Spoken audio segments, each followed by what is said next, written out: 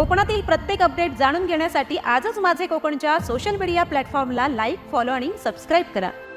नमस्कार, मी प्रणाली भोसले। माझे कोकणच्या बातमीपत्रात आपल्या सर्वांचं मनपूर्वक स्वागत करते। बातमीपत्राला सुरुवात करण्याआधी पाहूयात हेडलाईन्स। माणगावमध्ये भीषण अपघातात मुलाचा मृत्यू, भरधाव बसची स्कूटीला जोरदार धडक, 8 वर्षीय आरुषचा दुर्दैवी अंत, बस चालकाविरुद्ध गुन्हा दाखल। युवा प्रशिक्षणार्थींचे मुंबईत साखळी उपोषण, रायगड जिल्ह्यातील 693 तरुण बेरोजगार, शासकीय सेवेत घेण्याची आग्रही मागणी, शेकापचं आंदोलनाला जाहीर पाठिंबा।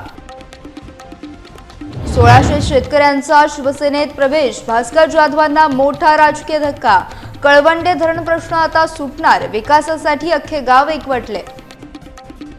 आणि रत्नागिरीत रस्ता सुरक्षा रॅली, वाहतूक नियमांचं पालन करा, हेल्मेट आणि सीट बेल्ट अनिवार्य, अपघातमुक्त रत्नागिरीचा नवा संकल्प।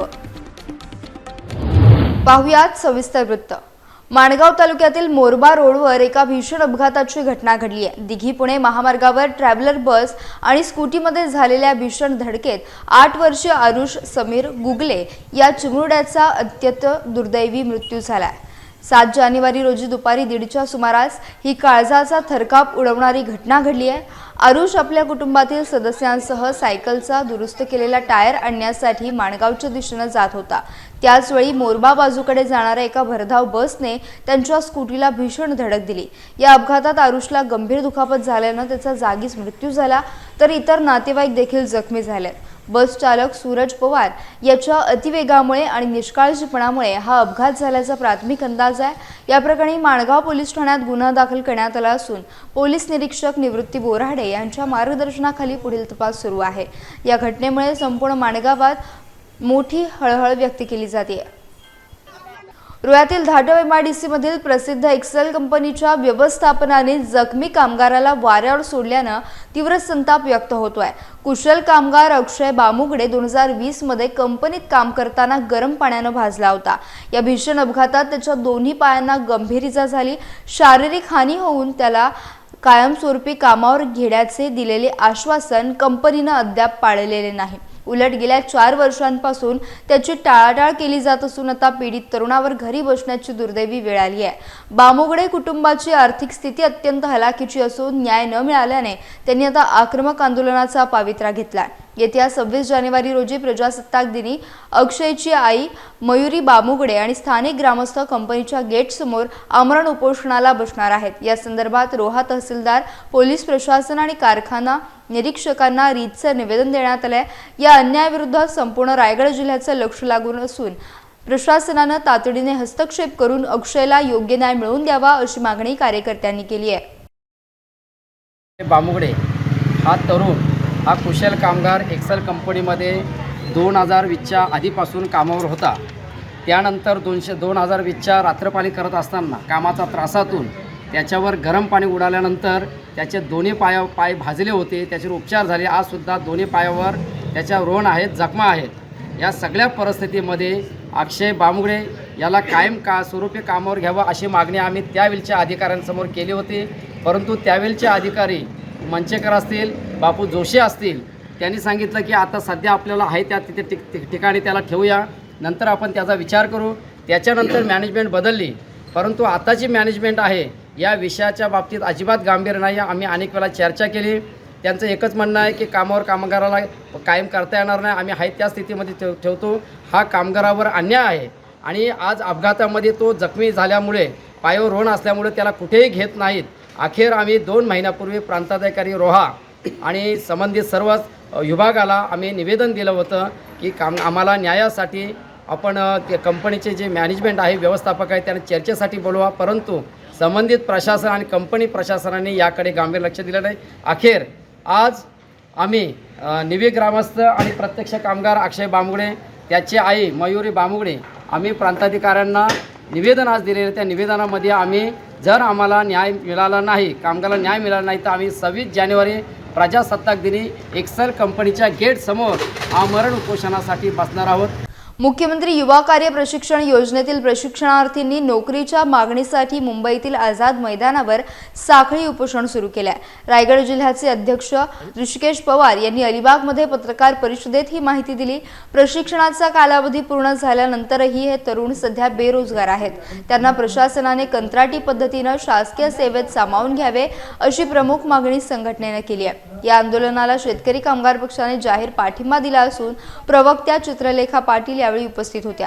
प्रशिक्षणार्थींनी 11 महिने अवघ्या 6 ते 10 हजार रुपयात काम केलं, मात्र आता त्यांच्यावर उपासमारीची वेळ आली आहे। महाराष्ट्रात एकूण 1,34,000 तर रायगडमध्ये 693 प्रशिक्षणार्थी आहेत। सरकारने निधी उपलब्ध करून या प्रशिक्षित तरुणांना रोजगाराची संधी न दिल्यास तीव्र आंदोलन छेडण्याचा इशारा पवार यांनी दिला आहे। शेकाप या तरुणांच्या न्यायासाठी खंबीरपणे उभा असल्याचं पाटील यांनी स्पष्ट केलं आहे।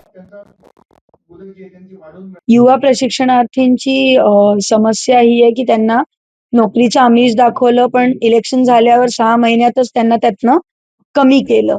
आणि आज एकीकडे आपण बघतो की अनेक सरकारी कामं बाकी आहेत, जागा रिक्त आहेत, आणि एकीकडे हा बेरोजगार युवक आहे ज्याला एक आशावाद दाखवला आणि आता तो भरकटलेला आहे। त्यांची आंदोलनं चालू आहेत, मोर्चे चालू आहेत, त्या सगळ्या मुद्द्यांना त्यांना परत नोकरीवर घेण्यासाठी शेका पक्ष ठामपणे महाराष्ट्रातल्या सगळ्या या युवा प्रशिक्षणार्थींच्या पाठीशी उभा आहे। समस्या अशी आहे की आम्हाला 1.5 वर्षापूर्वी मुख्यमंत्री युवा कार्य प्रशिक्षण योजनेमध्ये सर्वांना म्हणजे महाराष्ट्रामध्ये 1,34,000 पोरांना रुजू करण्यात आले। त्यामध्ये रायगड जिल्ह्यामध्ये जवळजवळ 1600 पोरं रुजू झाले होते। त्यानंतर मग जर 6 महिन्याचा कार्यकाल पूर्ण झाल्यानंतर आम्हाला खूप ओढाताण झाली की आम्हाला म्हणजे 6 महिन्यानंतर आम्ही काय करायचं। त्यासाठी आम्हाला परत आम्ही आंदोलनं केली संपूर्ण महाराष्ट्रामध्ये, आणि त्याच्यानंतर मग 6 महिन्यानंतर आम्हाला सरकारने 5 महिने वाढून दिले। 5 महिने वाढून दिल्यानंतर त्याच्यामध्ये काही पोरं वरंग म्हणजे तुटली गेली, आणि त्याच्यामध्ये रायगड जिल्ह्यामध्ये फक्त 693 पोरं जॉईन झाली। पण संबंधित 6 आणि प्लस 5 11 महिन्याचा कालावधी आमचा पूर्ण झाला सध्या कार्यरत स्थितीला, पण आम्हाला अद्याप अजून रोजगाराचं कुठलीही शाश्वती नाहीये। सरकार आम्ही या जवळजवळ महाराष्ट्रामध्ये 17 ते 18 आंदोलन केली, संपूर्ण महाराष्ट्राच्या कोपऱ्यापासून ते नंदुरबार ते गडचिरोली, अगदी खालती सिंधुदुर्ग, सांगली आणि आपल्या रायगडमध्ये सुद्धा आपण एक आंदोलन सुद्धा ठेवलं होतं, पण सरकारने अद्याप कुठलाही त्याच्यावर निर्णय घेतला नाही।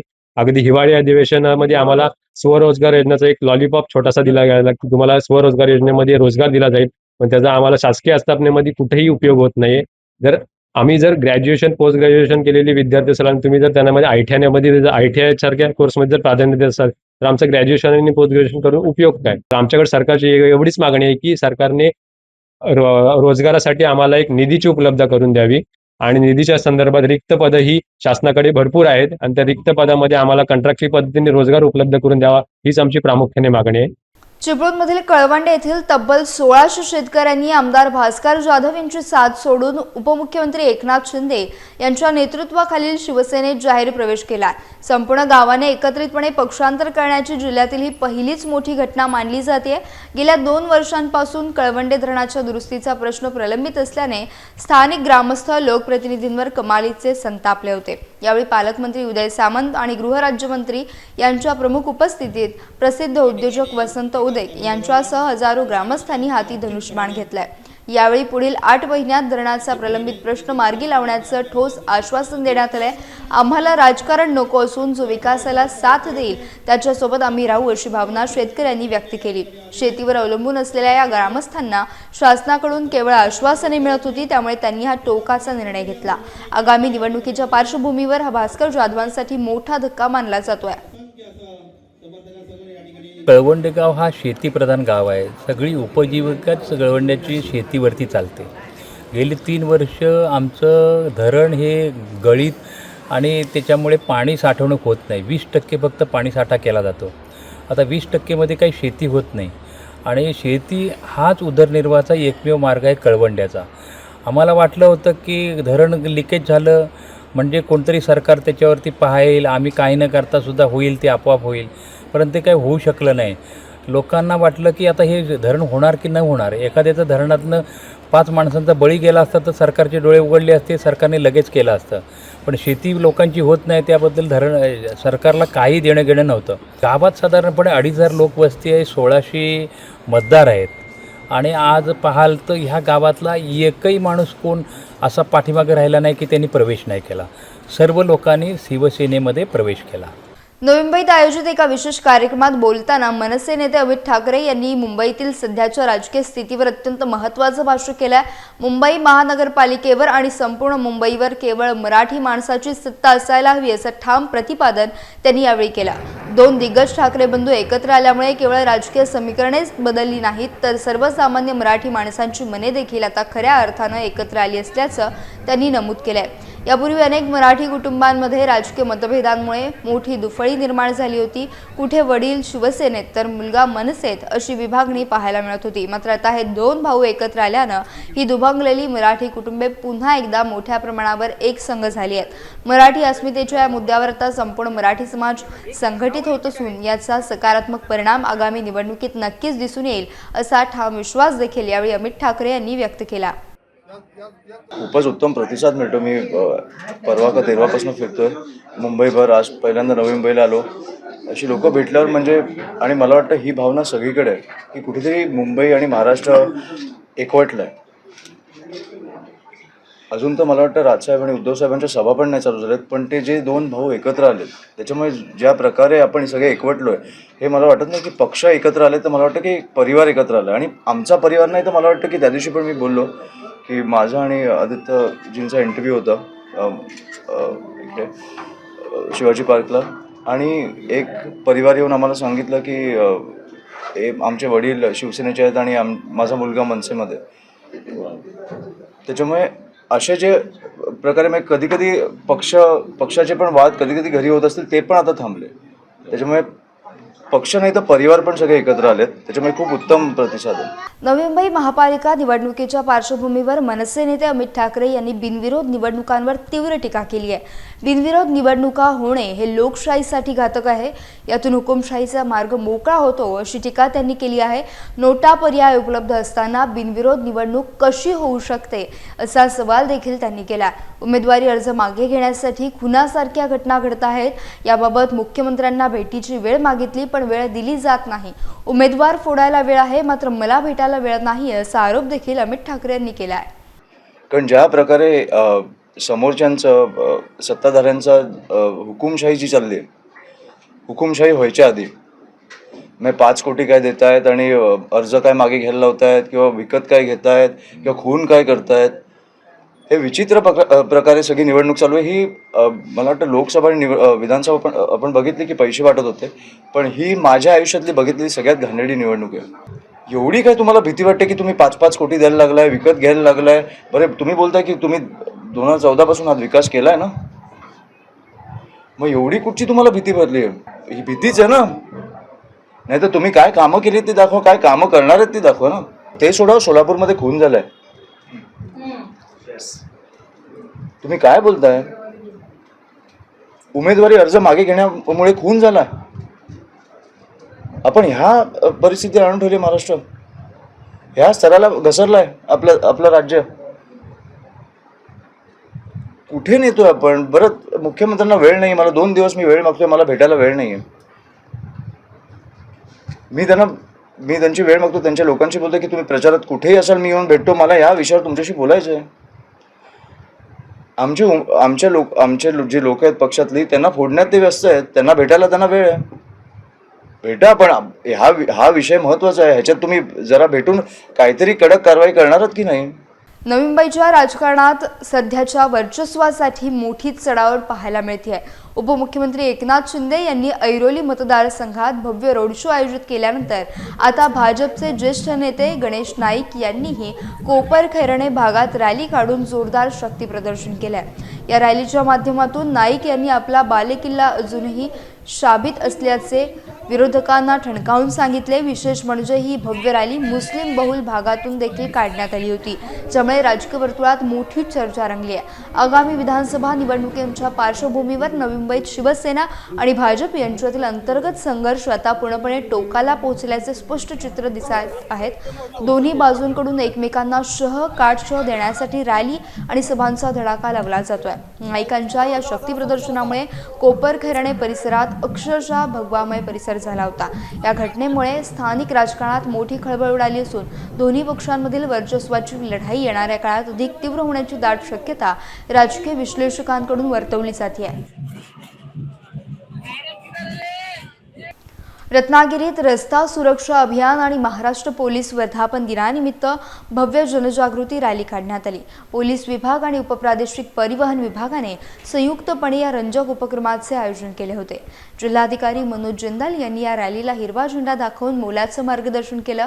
नागरिकांनी वाहन चालवत असताना हेल्मेट, सीट बेल्टचा कटाक्षाने वापर करावा आणि चुकीच्या बाजूने वाहन चालवणे टाळावे असं आवाहन त्यांनी यावेळी केलं। रॅलीचा मार्ग आरटीओ कार्यालय ते मिरकरवाडा असा निश्चित करण्यात आला होता। जिल्हा पोलीस अधीक्षक नितीन बगाटे यांनी कुटुंबाच्या सुरक्षेसाठी वाहतूक नियमांच्या पालनावर विशेष भर दिला। तसेच उपप्रादेशिक परिवहन अधिकारी राजवर्धन करपे यांनी अतिवेगाने किंवा मद्यपान करून वाहन न चालवण्याचे आवाहन जनतेला केले। रत्नागिरी जिल्हा अपघातमुक्त करणे हा या अभियानाचा मुख्य संकल्प आहे। रत्नागिरीमध्ये पोलीस कर्मचारी आणि आरटीओ अधिकारी मोठ्या संख्येने सहभागी झाले होते। समाजात रस्ता सुरक्षेबाबत अधिक जागरूकता निर्माण व्हावी हा या रॅलीचा मुख्य संदेश आहे।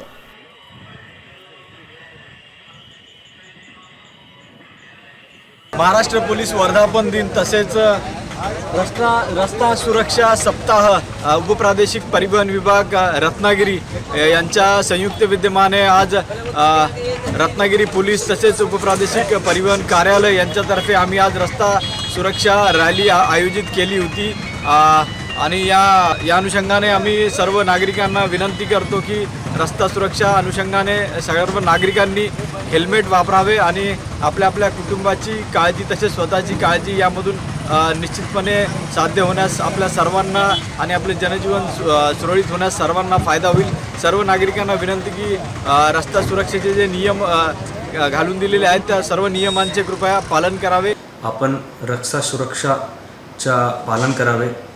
त्याच्यामध्ये बिना हेल्मेटचे बाईक चालवणे, रॉंग साईडला ड्राईव्ह करणे, बाकी आपण जे पेडेस्ट्रियन्स असतो जे रोडवर वेगवेगळे लोक आपले ट्रॅव्हल करतोय चालतोय केअरफुली त्यांचे आजूबाजू आपली बाईक किंवा गाडीला चालवणे किंवा पार्किंग करणे हे सगळी वेगवेगळी रस्ता सुरक्षाशी संबंधित जे गोष्टी आहेत त्याच्यामध्ये आपण लक्ष घालावे आणि आपले समाजामध्ये रस्ता सुरक्षाबद्दल दुसरे आपले जे नागरिक असतो, आपण स्वतः असतो, आपले मुलं असतो, कुटुंब असतो, त्यांच्या सगळ्यांमध्ये एक रस्ता सुरक्षाबद्दल माहिती पण पोहोचवावे आणि त्याची जनजागृती करावे ही माझी विनंती आहे। आणि रस्ता सुरक्षा अभियानाच्या माध्यमातून मी आज सर्वांना आवाहन करत आहे की आपण रस्त्यावर वाहन चालवताना वाहतूक नियमांचं आणि शिस्तीचं पालन करावं। दुचाकी वाहन चालवताना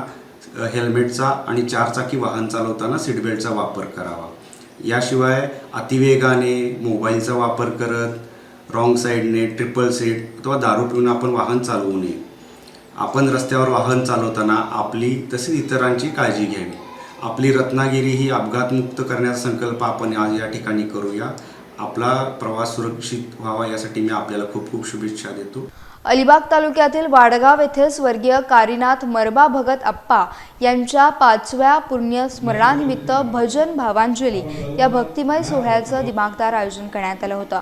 7 जानेवारी रोजी झालेल्या कार्यक्रमात प्रसिद्ध गायिका स्नेहल पाटील आणि तृप्ती पाटील यांनी आपल्या सुमधुर आवाजात भक्तिगीतांची सुरेल मेजवानी सादर केली। त्यांना विराज म्हात्रे, सूरज गोंधळे आणि अरुण भगत यांनी वाद्यांची उत्कृष्ट साथ दिली। या विशेष कार्यक्रमाचे प्रभावी निवेदन नरेश कडू आणि जगदीश पाटील यांनी केले। यामुळे प्रमुख पाहुणे म्हणून ॲडव्होकेट प्रसाद पाटील उपस्थित होते। हा सोहळा यशस्वी करण्यासाठी वाडगावचे उपसरपंच जयेंद्र भगत आणि सरिता भगत यांनी विशेष मेहनत घेतली। भजनांच्या या सुरांनी संपूर्ण परिसर भक्तिरसात न्हाऊन निघाला होता। यावेळी वाडगाव परिसरातील ग्रामस्थांनी मोठ्या संख्येने उपस्थित राहून कारीनाथ अप्पांच्या स्मृतींना अभिवादन केले। हा भक्तिमय सोहळा उपस्थित सर्व भाविकांच्या मनाला स्पर्श करणारा ठरला।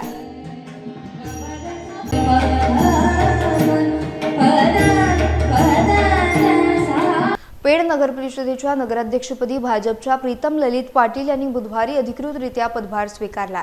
मुख्याधिकारी जीवन पाटील यांनी त्यांना अधिकृत नियुक्तीपत्र देऊन पदभाराची जबाबदारी सोपवली। नुकत्याच झालेल्या अटीतटीच्या निवडणुकीत आमदार रविशेठ पाटील यांच्या नेतृत्वाखाली भाजप आणि राष्ट्रवादी काँग्रेस अजित पवार महायुतीनं दणदणीत विजय संपादन केला। प्रीतम पाटील यांनी आम्ही पेणकर विकास आघाडीच्या उमेदवार रिया धारकर यांना 5861 मतांच्या मोठ्या फरकानं पराभूत केलं। नगर परिषद कार्यालयात पार पडलेल्या या सोहळ्यात कार्यकर्त्यांनी प्रीतम पाटील यांचे जंगी स्वागत केले। पदभार स्वीकारल्यानंतर निवडणुकीत जनतेला दिलेली सर्व आश्वासने आणि विकास कामे प्राधान्याने पूर्ण केली जातील असं पाटील यांनी सांगितलं। या ऐतिहासिक प्रसंगी आमदार रविशेठ पाटील, माजी आमदार अनिकेत तटकरे, चित्रलेखा पाटील आणि सर्व नवनिर्वाचित नगरसेवकांसह शेकडो नागरिक उपस्थित होते। पेणच्या सर्वांगीण विकासासाठी युती कटिबद्ध असून कार्यकर्त्यांमध्ये सध्या उत्साहाचं वातावरण पाहायला मिळालंय।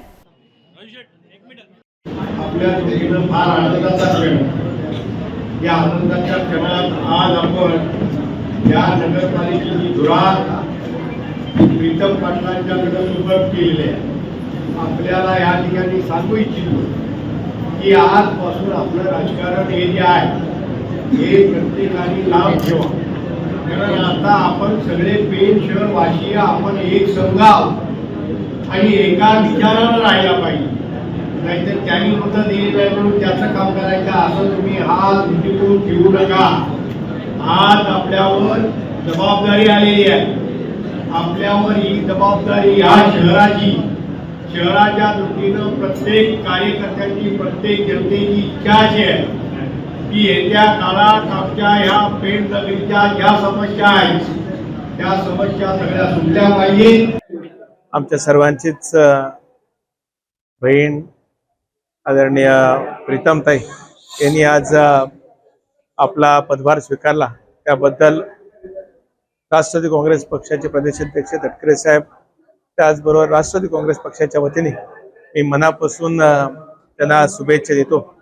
या निवडणुकीमध्ये राष्ट्रवादी काँग्रेस पक्ष आणि भारतीय जनता पक्ष हे संयुक्तरित्या या निवडणुकीला सामोरे गेले आणि रायगड जिल्ह्यात सर्वप्रथम बिनविरोध ज्या निवडून आल्या त्या वसुधा की ह्याच नगरपालिकेच्या माध्यमातून निवडून गेल्या। मी या निमित्ताने नगरपालिकेतील तमाम मतदार बंधू भगिनींचे मनापासून आभार व्यक्त करतो की त्यांनी राष्ट्रवादी काँग्रेस पक्ष, भारतीय जनता पक्षाच्या या युतीला चांगलं असं यश या निवडणुकीच्या माध्यमातून दिलं। मी आपल्या सर्वांना आश्वस्त करू इच्छितो की पेण नगरपालिकेच्या हद्दीतील विविध विषय असतील, ते मान्य खासदार तटकरे साहेब असतील, मान्य खासदार धैर्यशील असतील, मान्य आमदार माजी मंत्री रविशेठ असतील, या सर्वांच्याच मार्गदर्शनाखाली आम्ही निश्चितच त्या ठिकाणी करू असा विश्वास देतो। परमेश्वराचा आशीर्वाद, जनतेचा आशीर्वाद, सहकार्य आणि मोलाची साथ यामुळेच मला सलग 3 वेळा पेणची नगराध्यक्ष म्हणून काम करण्याची संधी मिळाली। यासाठी माझ्या तमाम पेणकरांचे, मायबाप, जनतेचे मी मनापासून आभार मानते। आपण दाखवलेल्या विश्वासामुळे निश्चितच माझी जबाबदारी ही वाढलेली आहे, पण मी प्रथम नागरिक या शहराची म्हणून एक शब्द नक्की देईन की माझा प्रत्येक निर्णय हा जनतेच्या हितासाठी आणि पेणच्या विकासासाठी असणार। येणारी 5 वर्ष पेणचा सर्वांगीण विकास हाच आमचा अजेंडा आणि हाच आमचा विजन असणार आहे। भारतीय जनता पक्ष राष्ट्रवादी महायुतीचे नगराध्यक्ष पदाची उमेदवार म्हणून, नगराध्यक्ष म्हणून मी आणि माझे नगरसेवक, आम्ही सर्व मंडळी 18 नगरसेवक आणि मी, आम्ही सर्व मंडळी या पेण शहराच्या विकासासाठी कटिबद्ध असणार आहोत। येणाऱ्या 5 वर्षासाठी कोणी मतं दिली, कोणी मतं नाही दिली याचा विचार न करता राजकारणाच्या चपला बाहेर ठेवून फक्त समाजकारण आणि माझ्या पेणचा सर्वांगीण विकास हेच आमचं ध्येय असणार आहे। संगमेश्वर तालुक्यातून 3 महिला वेगवेगळ्या गावातून बेपत्ता झाल्याची गंभीर प्रकरणे उघडकीस आली असून पोलिसांनी नागरिकांना सहकार्याचं आवाहन केलंय। चाफवली उगवतीवाडी येथील सुनंदा भालेकर, वय वर्ष 65, उंची 5 फूट, रंग निमगोरा, पांढरे बॉबकट केस, अंगावर 6वारी साडी या 16 ऑक्टोबर 2019 पासून बेपत्ता आहेत। तसेच मौजे साखरपा गुरववाडी येथील विजया लिंगायत, वय वर्ष 75, उंची 5 फूट 2 इंच, सावळा वर्ण, पांढरे केस, अंगावर अबोली रंगाची साडी, कानात नकली कुडी या 3 जानेवारी 2019 पासून बेपत्ता आहेत। तर तुळसणी राऊळवाडी येथील स्वाती लोहार, वय वर्ष 40, उंची 5 फूट 2 इंच, गोरावर्ण, काळे लांब केस, अंगात टॉप आणि जीन्स, गळ्यात चैन, उजव्या हातावर गोंधण असून या 20 नोव्हेंबर 2025 पासून बेपत्ता आहेत। या 3ही महिलांबाबत कोणालाही काहीही माहिती मिळाल्यास जवळच्या पोलीस ठाण्यात तात्काळ संपर्क साधण्याचं आवाहन प्रशासनाने केलं आहे। यासह बातमीपत्रात वेळ झाली, इथेच थांबण्याची. भेटूयात नवीन बातमीपत्रासह. तोपर्यंत तुम्ही कुठेही जाऊ नका, पाहत राहा फक्त माझे कोकण. आहे.